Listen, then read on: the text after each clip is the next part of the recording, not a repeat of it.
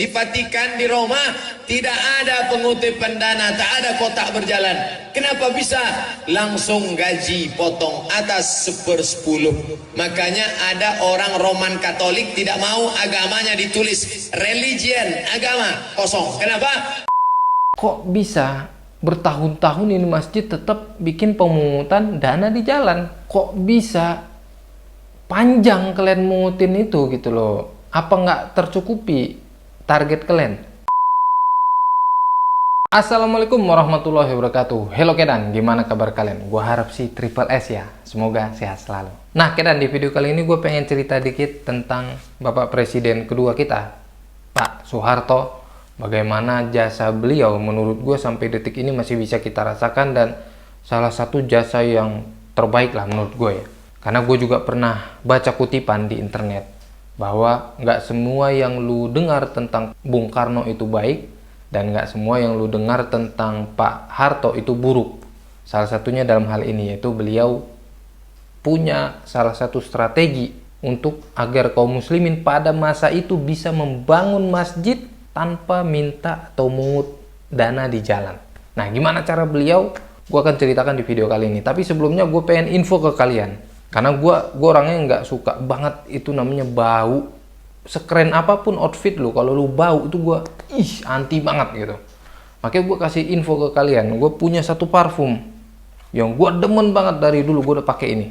Namanya parfum Kiswah Raudhah dari Al Muslimu Parfum. Ini satu paket. Yang satunya Kiswah, aroma seperti aroma di Ka'bah. Kiswah Ka'bah itu, ini aromanya seperti ini cuy. Manis, adem, enak lah. Dan yang satu lagi, dan ini favorit gue, Raudhah. Masya Allah, ini Raudhah nih luar biasa nih, keren banget, aromanya nikmat banget cuy. Dan gue cerita ya, satu kejadian, dulu gue pameran, kita pameran di Jogja. Pameran, dan ada ibu-ibu, gue semprotin nih parfum Raudhah ini ke ibu-ibu. Gue bilang, Bu, ibu pernah umroh belum, Bu? Pernah, Mas. Nah, kalau ibu pernah umroh, coba deh, Bu, rasain, gue bilang kan. Gue semprot ke ibu-ibunya. Ya Allah, itu ibu langsung nangis, Kedan. Nangis, asli. Gue nggak bohong. Ada buktinya ibu-ibu itu nangis gitu. Tapi nggak mungkin gue sebar ya, nggak mungkin gue share. Kenapa, Bu, kok nangis? Gue bilang. Iya, Mas, ya Allah, saya rindu banget. Kapan saya bisa umroh lagi, Mas? Kapan saya bisa ke Mekah lagi, ke Raudhah, ke Masjid Nabawi, aromanya mirip banget kayak di Masjid Nabawi. Masya Allah. Kalau kalian cobain deh yang Raudhah ini, ajib banget. Kalau pengen beli di keranjang kuning gue ya. Oke, langsung saja kita ke ceritanya. So, hayya nabda'ul kisah.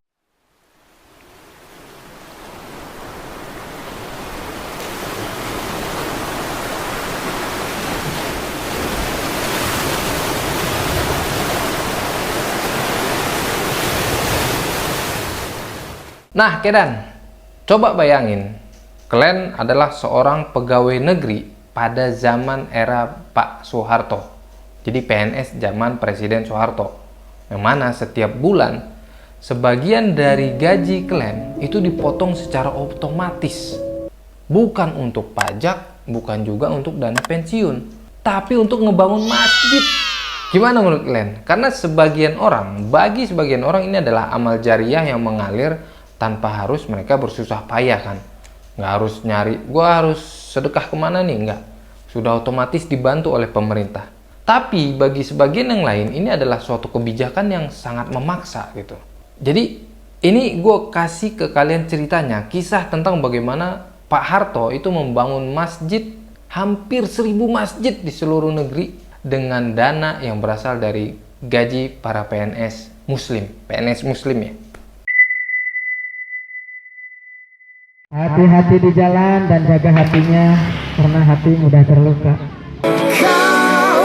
Nah, Pak Presiden Soeharto dikenal sebagai pemimpin yang sangat peduli dengan pembangunan infrastruktur, termasuk dalam aspek keagamaan. Karena pada awal dekade 1980-an, beliau itu mulai merasa prihatin dengan banyaknya masyarakat yang meminta sumbangan di jalan untuk ngebangun masjid. Karena fenomena ini sering dijumpai di berbagai daerah, bahkan sampai detik ini juga kan, di mana panitia pembangunan masjid itu berdiri di persimpangan jalan, Atau bahkan mereka ngutuk-ngutuk sampai ke rumah warga demi ngumpulin dana. Nah, Pak Soeharto yang melihat kondisi ini sebagai sesuatu yang perlu diubah, beliau mulai berpikir kan, gimana kalau pembangunan masjid tidak lagi bergantung pada sumbangan masyarakat yang tidak pasti. Dan beliau berpikir gimana jika ada sistem yang lebih terstruktur, lebih sistematis, dan lebih terencana. Dari situlah muncul ide beliau untuk memanfaatkan dana dari gaji PNS Muslim dan anggota ABRI. Zaman dulu namanya ABRI, sekarang TNI kan. Untuk membangun masjid di seluruh negeri cuy. Beliau adalah Haji Muhammad Soeharto, Presiden kedua RI yang dijuluki Bapak Pembangunan Indonesia. Nah, untuk menjalankan rencana ini, pada tahun 1982, Pak Harto mendirikan Yayasan Amal Bakti Muslim Pancasila atau YAMP, yang mana yayasan ini bertanggung jawab dalam mengelola dana yang diperoleh dari pemotongan gaji PNS Muslim serta sumbangan dari berbagai pihak. Nah, program ini kemudian berjalan dengan sistematis. Setiap PNS Muslim dikenakan pemotongan gaji dalam jumlah tertentu setiap bulannya. Terus, dana yang terkumpul digunakan untuk membangun masjid di berbagai daerah, terutama di wilayah yang masih minim fasilitas ibadahnya. Kalian bisa lihatlah sekarang buktinya masih banyak kok masjid-masjid yang memang bentuknya khusus dibangun Pak Harto dan identik banget lah. Kalau sekarang disebut dengan Masjid Nusantara atau Masjid Pancasila. Nah, YAMP bukan hanya sekedar membangun masjid, tapi juga memastikan bahwa masjid yang didirikan memiliki standar tertentu, baik dari segi arsitektur maupun fasilitasnya. Maka dalam kurun waktu kurang dari 2 dekade, yayasan ini berhasil membangun 999 masjid yang tersebar di seluruh Indonesia. Nah, Kedan, meskipun inisiatif ini terdengar mulia, tidak semua pihak setuju dengan kebijakan pemotongan gaji ini. Karena sejumlah PNS menganggap pemotongan tersebut sebagai bentuk yang terlalu dipaksakan. Mereka itu nggak dikasih pilihan gitu untuk mau ikut serta atau enggak. Bagi mereka yang merasa keberatan, ini menjadi beban tersendiri gitu. Karena gaji mereka aja udah terbatas cuy untuk memenuhi kehidupan sehari-hari. Tapi di sisi lain banyak juga yang melihat kebijakan ini sebagai cara yang efektif untuk mempercepat pembangunan masjid di Indonesia. Mereka beranggapan bahwa dengan adanya pemotongan gaji ini, mereka telah berkontribusi dalam amal jariah tanpa harus repot nyumbang secara individu. Nggak bingung lagi, nggak usah nyari gue harus sumbangan kemana, gue harus nyari kemana, nggak. Udah otomatis dibantu oleh pemerintah bagi sebagian orang. Dan ada juga yang beranggapan bahwa kebijakan ini menunjukkan bahwa bagaimana Presiden Soeharto itu mencoba membangun citranya sebagai pemimpin yang religius dan dekat dengan umat Islam, terutama setelah berbagai tekanan politik di era 1980-an kan. Nah, nggak bisa dipungkiri lah Kedan bahwa kebijakan ini meninggalkan dampak besar bagi Indonesia. Karena hingga saat ini, banyak masjid yang dibangun melalui YAMP masih berdiri dan digunakan oleh masyarakat untuk beribadah. Karena keberadaan masjid-masjid ini turut meningkatkan akses masyarakat terhadap tempat ibadah yang layak. Nah, di sisi lain, kebijakan ini juga menjadi pelajaran bagi pemerintah bahwa dalam menjalankan kebijakan sosial dan keagamaan, penting untuk mempertimbangkan aspek sukarela dan transparansi. Saat ini, pembangunan masjid lebih banyak mengandalkan sumbangan sukarela dari masyarakat kan, tanpa adanya pemotongan gaji yang bersifat wajib. Nah, Kedan, kisah ini adalah bagian dari sejarah Indonesia yang menunjukkan bagaimana seorang pemimpin bisa menggunakan kebijakan untuk membangun infrastruktur keagamaan dengan cara yang luar biasa, yang nggak biasa lah. Makanya pertanyaannya adalah apakah ini kebijakan yang baik atau justru kebijakan yang terlalu memaksakan? Itu tergantung dari sudut pandang masing-masing. Yang jelas, warisan Pak Harto dalam membangun masjid melalui Yayasan Amal Bakti Muslim Pancasila tetap bisa kita lihat sampai detik ini. Makanya, keputusan dan kebijakan masa lalu itu memberikan pelajaran bagi generasi berikutnya dalam memahami bagaimana negara dan agama dapat berinteraksi dalam ranah kebijakan publik. Nah, gimana menurut kalian? Apakah kebijakan ini seharusnya masih bisa diterapkan di era modern? Relevan nggak? Atau justru udah nggak relevan lagi? Karena ya mungkin tingkat kepercayaan masyarakat terhadap pemerintah mungkin kan. Karena ya zaman sekarang ya Allah, bertubi-tubi loh, kita habis disuguhin korupsi 300T, disuguhin lagi oplosan Pertamina, belum lagi masalah pajak lain-lain segala. Jadi kayaknya trust masyarakat agak susah kalau hal ini diterapkan zaman sekarang. Iya kan? Iya. Ditambah kebutuhan masyarakat yang mungkin banyak lah yang ya kalian lebih paham lah gimana menurut kalian tentang hal ini, relevan atau enggak, boleh komen di bawah. Dan gue punya satu pertanyaan juga untuk perihal pemungutan amal untuk pembangunan masjid di jalan ini. Ini menjadi pertanyaan yang selalu terngiang-ngiang di kepala gue. Gue juga sebagai orang yang pernah ikut andil terhadap pemungutan dana sumbangan pembangunan masjid di jalan ini, gue ngerasa seperti ini.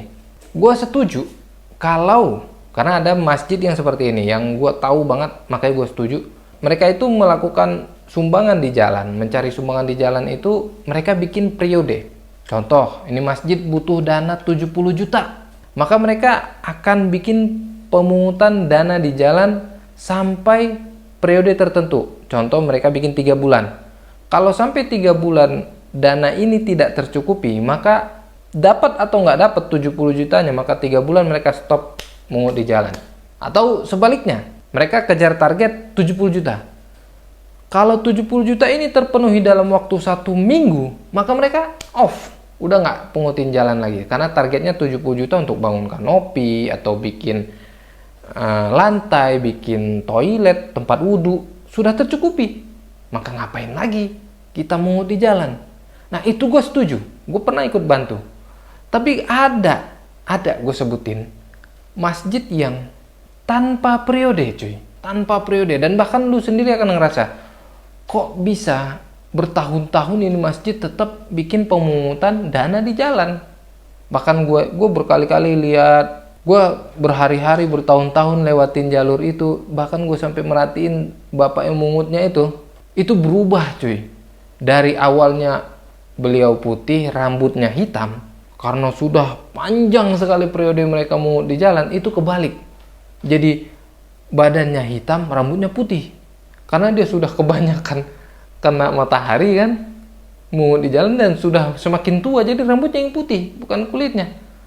Itu gue pernah ada ngelihat, dan gue mohon maaf kalau seperti ini gue kurang setuju. Karena apa ya, kok bisa panjang kalian mungutin itu gitu loh? Apa nggak tercukupi target kalian gitu? Maksud gue seperti itu. Mungkin boleh kalian diskusi kita di bawah, gimana menurut kalian tentang hal ini. Boleh banget, gue sangat berharap akan pendapat kalian tentang pemungutan dana sumbangan untuk pembangunan masjid di jalan. Karena ironisnya juga kayak ini, cuy. Sebagian kita itu mungut dana di jalan. Saat sudah dapat dananya, kita bangun masjid megah, rapi, AC gitu kan. Saat sudah jadi, kita kan mungut dana di jalan. Tapi orang yang pengen istirahat itu nggak boleh. Itu ironi menurut gua. Ditulis dilarang tidur di masjid. Padahal kan kalian mungut duit mereka di jalan, ya wajar lah mereka menumpang istirahat gitu kan. Lagi kenapa sih nggak boleh tidur di masjid? Biarin tidur di masjid. Masalah dia sholat enggak itu belakangan. Kalau dia udah tidur di masjid, insya Allah kalau ajan gue yakin sholat sih insya Allah gitu kan. Jadi jangan bikin orang takut di masjid, bikin orang nyaman di masjid, bikin acara apa aja di masjid, ya kan? Undang orang semua datang ke masjid, datang sini kalian, tidur kalian sini ke masjid. Sekarang rame lah masjid-masjid yang memberikan fasilitas wifi, bantal, intinya orang nyaman di masjid. Gue suka tuh masjid-masjid seperti itu, masya Allah. Perbanyak masjid-masjid seperti itu ya. Dan tanpa diminta, tanpa dipungut, insya Allah masjid itu akan makmur kalau seperti itu, ya kan? Itulah. Jadi terima kasih yang sudah menonton sampai akhir. Gue ucapkan jazakumullah khair. See you next video. Tapi sebelumnya boleh kalian follow gue juga di @tauguarma, berteman sama gue, oke ya? Follow Instagram gue dong, kita berteman, oke? Masih dikit followersnya. Terima kasih. See you next video. Assalamualaikum warahmatullahi wabarakatuh.